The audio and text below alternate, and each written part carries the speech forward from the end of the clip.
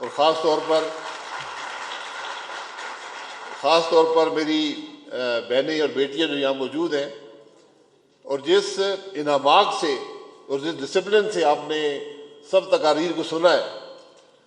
اسلم لسانی صاحب کی تقریر تو ہمیں سننی پڑتی ہے، لیکن باقی تقاریر کو بھی جس طرح آپ نے سنا ہے، یہ یقیناً ایک بڑی منفرد بات ہے. ورنہ آپ یقین کریں کہ بڑی فورمز پر بھی چند آدھے گھنٹے کے بعد لوگ آپس میں بات چیت کرنا شروع کر دیتے ہیں اور مقرر حضرات کو سنتا کوئی نہیں ہے.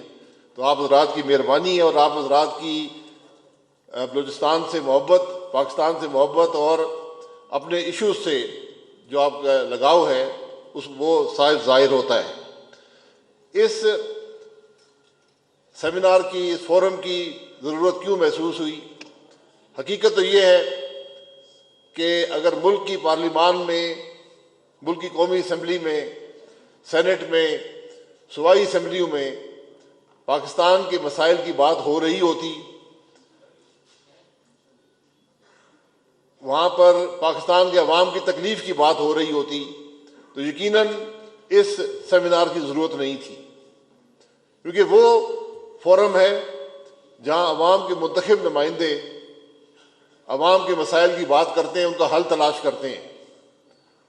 لیکن جب وہ فورم قومی اسمبلی ہو، سینٹ ہو، صوبائی اسمبلیاں ہوں، ایک دوسرے کو گالی دینے میں، ایک دوسرے پر الزام لگانے میں ان کا وقت گزر جائے، جب سیاست دشمنی میں تبدیل ہو جائے، جب سیاستدان ہر طریقے سے ایک دوسرے پر الزام بھی لگائیں، ایک دوسرے کو جیل میں ڈالنے کی بھی کوشش کریں، ایک دوسرے کو بدنام کرنے کی کوشش کریں، تو عوام کے مسائل پھر ایک طرف رہ جاتے ہیں. اور وہی حالات ہوتے ہیں جو آج پاکستان کے ہیں.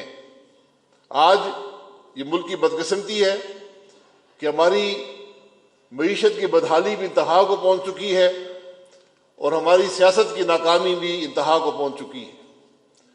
تو اس لیے ہم نے یہ سمجھا کہ کوئی ایسا فورم ہو جہاں پر پاکستان کے عوام کے مسائل کی بات تو ہو سکے، اس کے حل کی بات ہو سکے، جہاں پر اس بات کو سنا جا سکے. تو لشکری رسانی صاحب نے یہ کہا کہ آپ ابتدا جو ہے وہ کوئٹہ سے کریں. یہ کوئی پولیٹیکل فورم نہیں ہے، یہاں مقصد کوئی ووٹ حاصل کرنا یا کوئی اپنی کامیابی یا باتوں کو اجاگر کرنا یا کسی اور کو نیچا دکھانا مقصد نہیں ہے. مقصد ہے کہ عوام کے مسائل کی بات ہو. تو لشکری رسانی صاحب نے اور ان کا حل تلاش کیا جائے. لشکری رسانی صاحب نے جس محفل کا اہتمام کیا ہے، یقیناً یہ ایک تاریخی پروگرام ہوگا. اور مجھے کور صاحب نے بتایا کہ اس قسم کا پروگرام پہلے کبھی بھی کوئٹہ یا بلوچستان کے اندر نہیں ہوا. تو یہ بھی ایک منفرد بات ہے. آج مشکل بات یہ ہے کہ کوئی ایسا فورم نہیں ہے جہاں پر ہم یہ بات کر سکیں کہ ہم کس طرح آج ان معاملات کا حل تلاش کریں گے، کس طرح ہم پاکستان کے مستقبل کو بہتر بنائیں گے. مجھے خاص طور پر جو سب سے تشویش ہے، جو سب سے پریشانی ہے کہ آج اتنے تشویشناک حالات ہونے کے باوجود مجھے سیاسی نظام کے اندر وہ کیپیسٹی نظر نہیں آتی جو ان حالات کا مقابلہ کر سکے. یہ معمول کے حالات نہیں ہیں، غیر معمولی حالات ہیں. ان کا مقابلہ بھی ایک غیر معمولی عمل سے کرنا پڑے گا. ورنہ آج جہاں ہمارے ہمسایہ ملک بھی پوری دنیا ترقی کر رہی ہے، یہ 23 کروڑ کا ملک ہے جو ہر طریقے سے پریشانی کا شکار ہے. اور اگر ہم اس کے الزام لگانا چاہیں تو یہ الزام ہم سب پر آتا ہے، جس کے اندر میں خود سب سے زیادہ شامل ہوں. ہم سب نے حکومتیں کی ہیں، ہم سب اپوزیشن میں رہے ہیں، لیکن ہم پاکستان کے مسائل حل نہیں کر سکے. یہ ہم سب کے لیے شرمندگی کا باعث بھی ہے.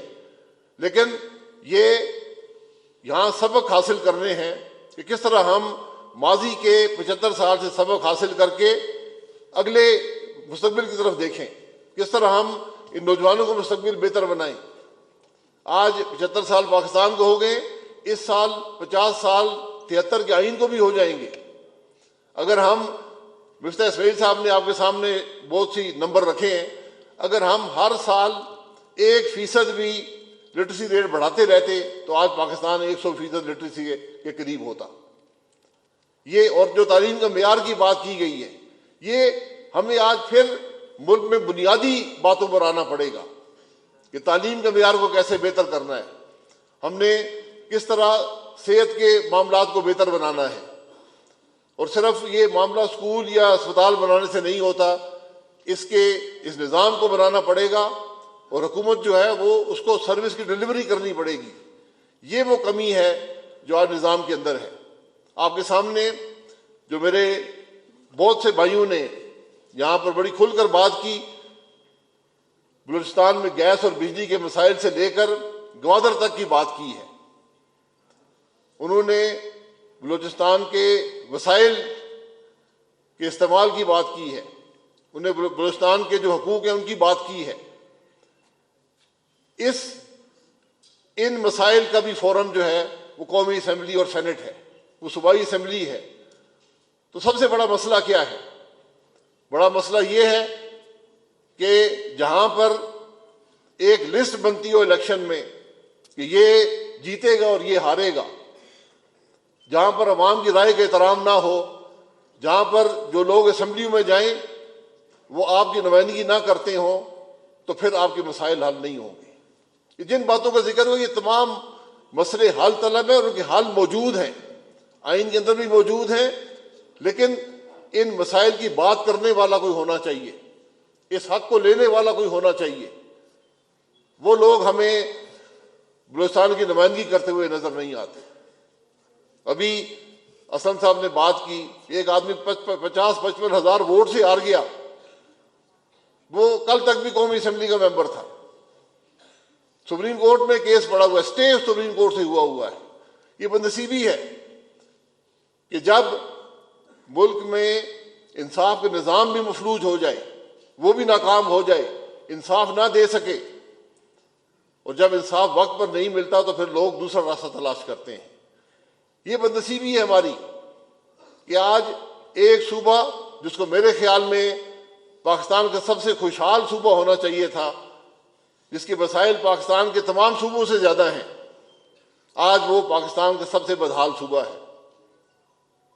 حالانکہ میں ضرور کہوں گا کہ جو سیاسی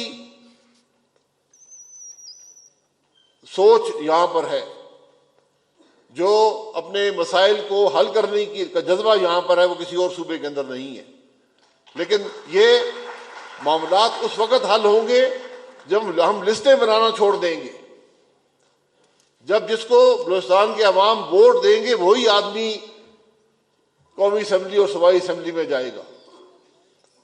جب راتوں رات سیاسی جماعتیں بننا ختم ہو جائیں گی، جب سینکڑوں کروڑ روپیہ دے کر بلوچستان میں سینیٹر نہیں بنیں گے، پاکستان میں سینیٹر نہیں بنیں گے، جو سب سے جس کو اپر ہاؤس کہا جاتا ہے، یہ ہمارے لیے شرمندگی کا باعث ہے کہ آج جماعتیں بھی اور افراد بھی پیسے دے کر اس ہاؤس تک پہنچتے ہیں. کیا وہ عوام کے مسائل حل کریں گے؟ پھر اگر ہم یہ کہیں کہ بلوچستان کے مسائل حل نہیں ہوتے یا پاکستان مشکل ہے، پاکستان کی معیشت مشکل میں ہے، تو پھر اس کی بنیاد تو وہاں پر وہی پہنچتی ہے کہ اگر ہم قانون کا احترام نہیں کریں گے، آئین کا احترام نہیں کریں گے، ہم عوام کی رائے کا احترام نہیں کریں گے، تو پھر پاکستان ترقی نہیں کر پائے گا. یہ بنیادی چیزیں ہیں، یہ وہ معاملات ہیں جو اس سے بہت پہلے دوسرے ممالک نے حل کر لیے. ہم آج بھی مسنگ پرسنز کی بات کرتے ہیں. یہ شرمندگی کا باعث ہے کہ 21ویں صدی میں ایک اتنا بڑا ملک ہو اور اس کے اندر مسنگ پرسنز کا معاملہ موجود ہو.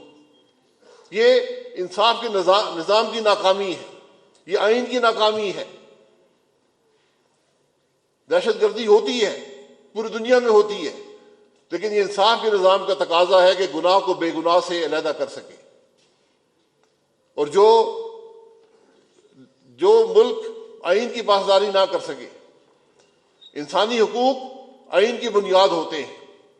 کسی بھی دنیا کا آئین دیکھ لیں، پاکستان کا آئین پڑھ لیں، اگر ہم انسانی حقوق بھی نہ دے سکیں تو پھر ہم باقی آئین کے کون سا حصہ اپنے عوام کو دے سکیں گے؟ یہ بنیادیں ہیں. آج پاکستان کو بنیادوں کی طرف واپس آنا پڑے گا. ہم نے ایٹمی طاقت تو ہم بن گئے، ہم نے موٹر بھی بنا دیے، ہم نے بجلی کے کارخانے بھی بنا دیے، بہت سی اور چیزیں بنائیں، لیکن ہم اسکول کا معیار بہتر نہ کر سکے، ہم اسپتال کا معیار بہتر نہ کر سکے، ہم عوام کی زندگی بہتر نہ کر سکے. یہ بہت بڑی ناکامی ہے. آج ہمیں اس سے سبق حاصل کر کے مستقبل کو دیکھنا ہے. آج وقت ایک دوسرے کے دستوں گریباں ہونے کا نہیں ہے.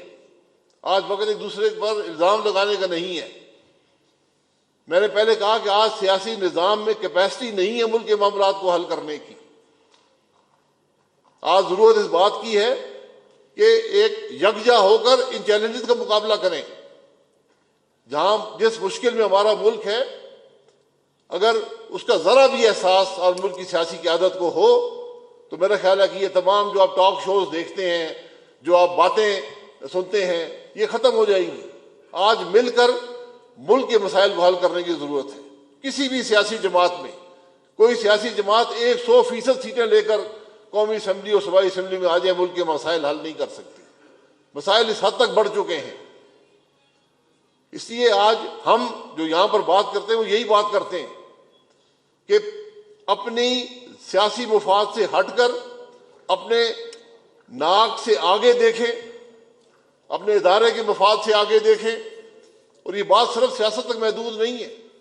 ہمارے ملک میں اسٹیبلشمنٹ کا، فوج کا ایک لمبا عرصہ اقتدار میں بھی رہا ہے اور اثر بھی آج موجود ہے. تو اگر یہ کہیں کہ صرف سیاستدان اس کے ذمہ دار ہیں، یہ بات نہیں ہے. جو حالت ہماری عدلیہ کی ہے وہ آپ ذرا مجھ سے بہتر جانتے ہیں. یہاں پر آج جب حکومت کام کرتی ہے وہ یہ دیکھتی ہے کہ یہ کون سا اثر میرے کام پر آئے گا.